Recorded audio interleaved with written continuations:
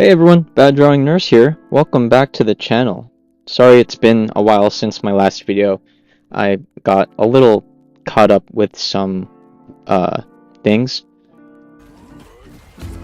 Come on, let's get Venom. Alright, tanks down, tanks down. Alright, they're down a healer. Come on. Did anyone else see that goated ult? GG, well played. Yeah. Sorry about that. It will happen again.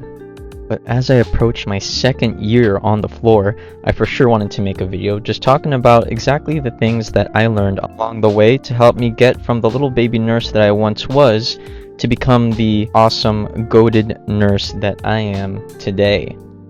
Just ask any of my coworkers. They'll vouch for me.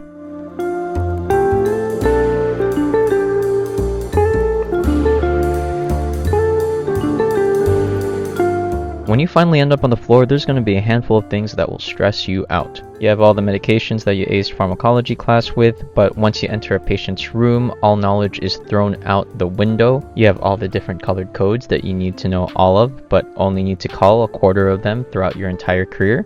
You got pissed off patients. You got pissed off doctors. You got IVs that you have to try and place in for the first time in an actual person versus those rubber things that probably costed almost half of your tuition. Change of shift reports.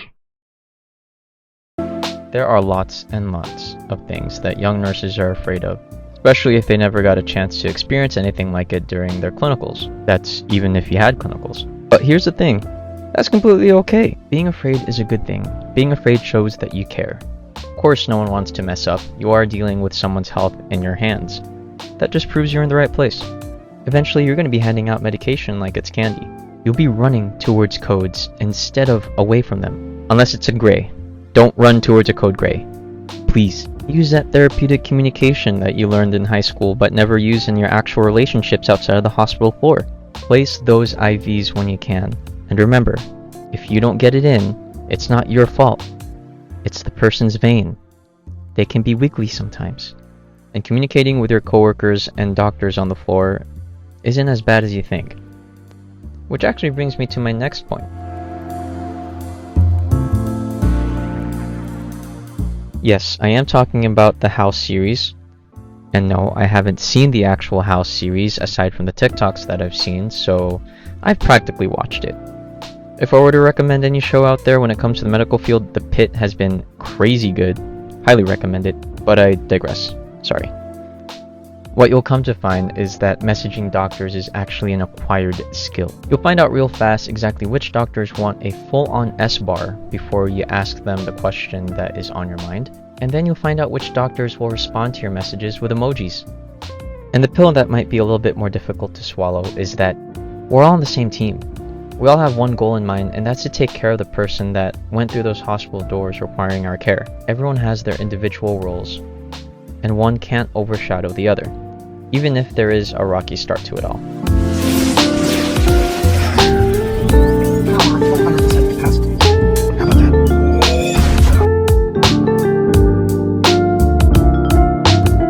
Has a teacher or lecturer ever asked, are there any questions, and you had one brewing in your mind but you don't fess up to it, and now you go through your day having that question and not the answer, and you wonder why your parents ever even loved you in the first place? Well, similar events have happened to me when I first started nursing. You see, I used to overthink a lot, and I would come up with all these worst case scenarios that would happen if I ever asked the wrong question. But here's the thing, there are no wrong questions, especially when you're just starting off on the floor. You see, when you're in nursing school, you might be introduced to the topic of ABGs, arterial blood gases. We use them a lot in healthcare, and they come up quite frequently. And if you live in certain parts of California, there might also be another acronym that you know ABGs by. But my definition of ABGs is to always be grilling. Don't be afraid to ask questions. Don't be afraid to ask why, when, how, why again. It's always better to grill when the time is right than be grilled at a time that's not. And usually the best time is when you still have your preceptor by your side, because you won't always have that luxury when you're on your own.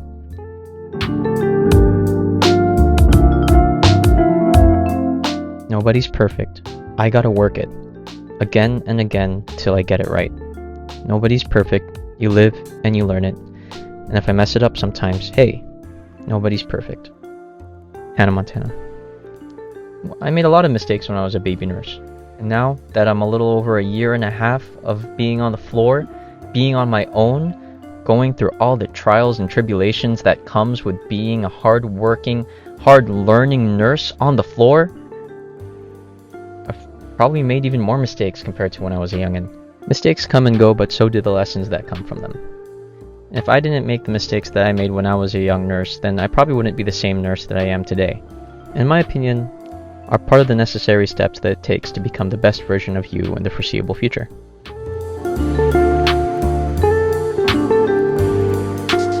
None of us have the ability to do everything and be everywhere all at once, though sometimes it feels like the job is requiring us to be. And this is where I learned a couple of things. The first is that you'll get pretty good at prioritizing. You'll start to realize what needs to be done versus what you want to be done. A patient might want some ice water, but your patient with a heart rate of 140 probably needs their metoprolol. You start to get pretty good at this, and then you also start to get pretty good at relying on your other coworkers as well. Remember, you're a whole team, and 4 hands can always do better than 2. There's one word that you never, ever say while you're on the floor, ever. And that's quiet. It can be pretty rare to get those quiet days on the floor, but if you ever do come by a quiet time, it might not stay quiet for too long. So take that break when you can, eat some food, rehydrate, catch up on charting. Things might just start to get loud again. I used to save up all my PTO and not take a lot of days off because, well, I wanted to impress my managers and coworkers and show them that I was able to be on the floor all the time. Yeah, that ain't the move. I just get burnt out so much easier, and it makes me want to call out more, and that just isn't the way to go. Do it.